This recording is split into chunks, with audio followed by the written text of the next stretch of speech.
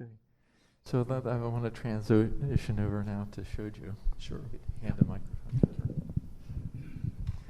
her. And Shōju, if you would go ahead and read your favorite spot. First the paper, or can I just say one little thing? Can I just explain a little bit? Sure. Okay.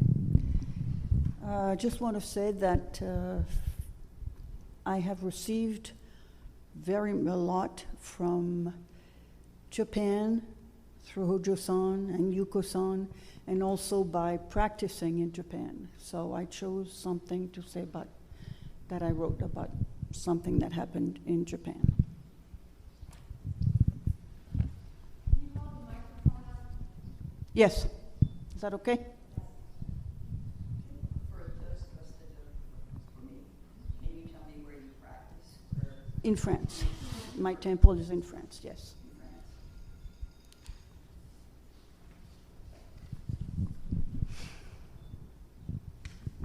A long time ago, my friend Yuko Yamadai Wakayama, also a nun, and I were in a restaurant in Japan. As we were leaving, the cook stepped out of the kitchen and prostrated himself in front of us. I was extremely embarrassed, froze, and could not respond in any way. At that moment, I didn't understand the cook's gesture and intention. I took it personally and could not simply forget myself and receive his prostration as dana to the two nuns in front of him.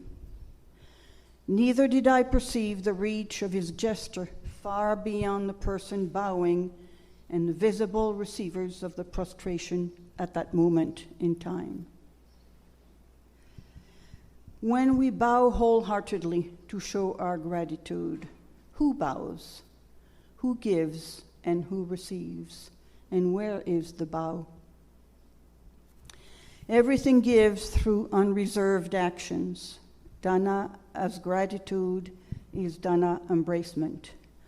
All four embracing actions are actualized. It permeates all and resonates through everything. When giving or receiving, can we just be?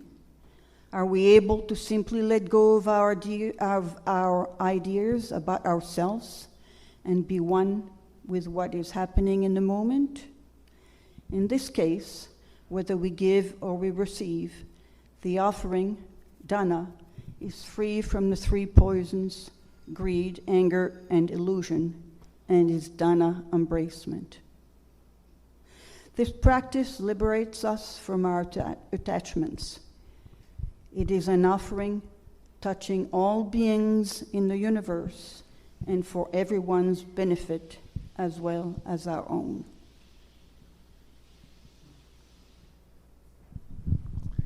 Thank you, Shōju. That was beautiful. Thank you. One of the things I really, and I told this to you earlier, one of the things I really appreciate about your essay is the fact that there's so many incidents pulled from your daily life, across the history of your life, personal interactions with people. There's a way that you're telling the story of not only what happened, but of your internal reaction to it and what happened. Can you talk a little bit about the experiences like that, and maybe talk a little bit about how your practice informs your activity in the moment? Well, I'm not a wordy person, so that's a tough question for me.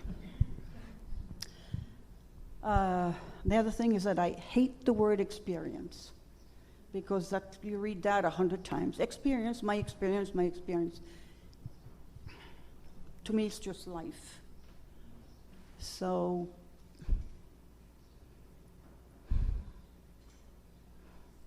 I don't know what else to say. Oh, that's okay. Okay. I'm going to read a quote here that particularly struck me as one of those examples. It's really vivid. It says, "I don't remember the name of the monk, but those words pierced my whole being, even though I did not perceive their profound meaning. I think this was the about the meal, yeah. Yes. Do you want to tell that story? I think The that's story? Yes. yeah. When I first, I started to practice in New Hampshire, and the monk who had opened the Zendo, he was a very upright person, and he always said, "I am not a teacher." And when he saw that people were interested, then he would tell us, if you want to keep going, you need to find a teacher. So I did, and with other practitioners from there, and we went up and down the East Coast, and then crossed the country and went up and down the West Coast. And in one of those temples in California, we went to 3-day practice for beginners.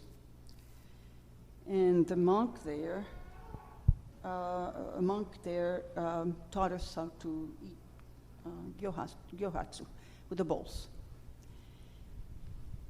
And I never had before, so he was showing us. And as we were closing up, wrapping up the bowls, he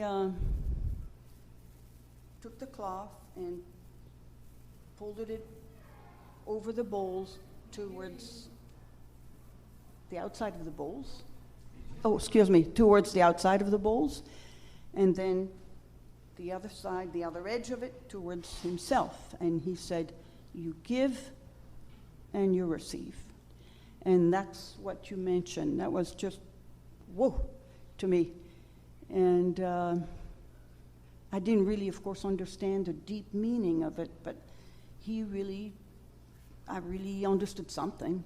And to me, that was an absolute dana. He didn't know me, I didn't know him, and it was just a gift from him. It was dana, free dana for him, from him. And it's something that has supported my practice my whole, up to now. And it'll probably keep going. Yeah. Oh, yeah, thank you for sharing that story. You write about some of your other experiences, like such as with Takahatsu. Yes. And this is something that a number of the authors in the book write about. But the authors in the book are all people who have practiced in Japan. So in your essay, I think since many lay practitioners haven't had that particular experience, can you talk a little bit about for people who are, not studying in Japan, talk a little bit about how they can maybe have the opportunity to experience the same lessons or the same teachings in a Western setting. I think you gave a list of activities in the essay that you suggested. I think I need to read them. You can read them if you like.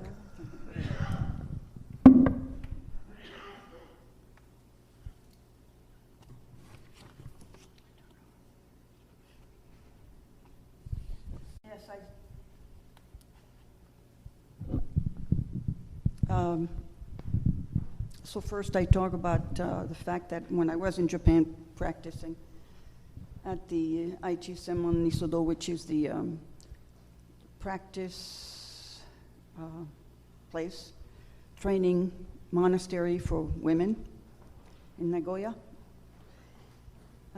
we went takuhatsu, and at first I didn't like it because I didn't understand it at all, and then after a while I did.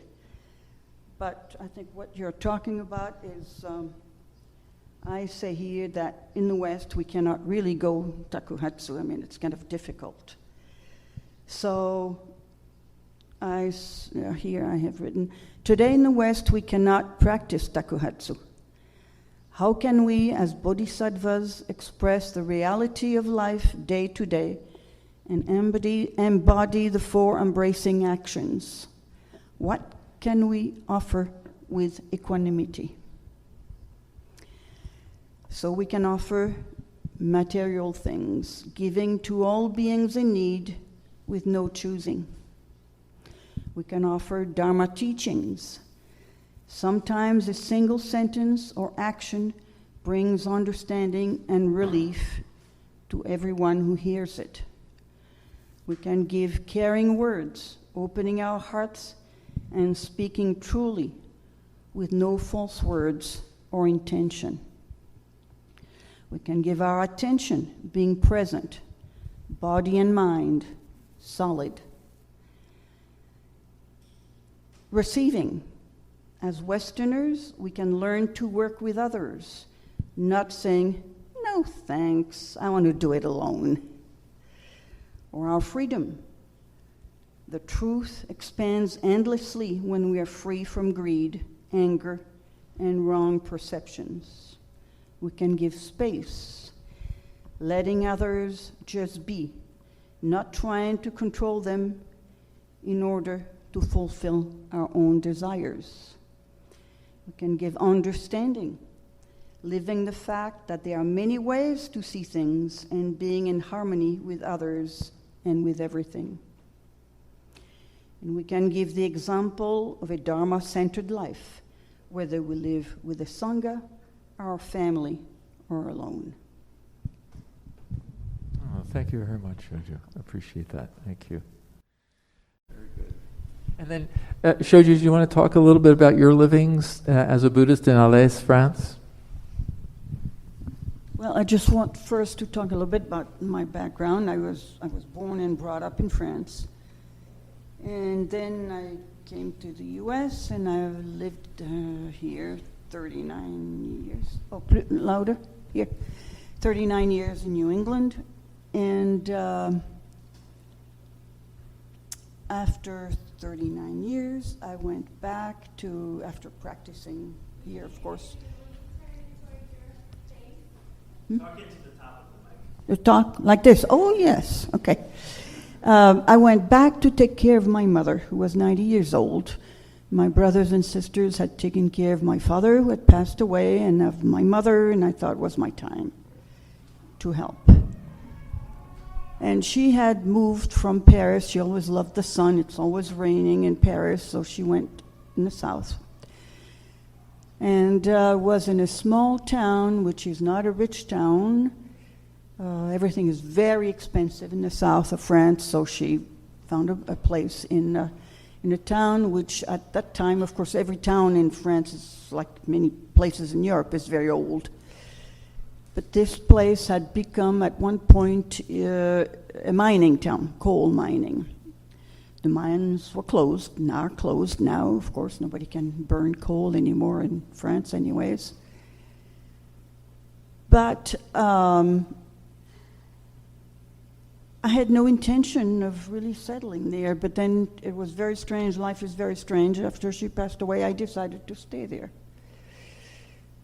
and open a little place.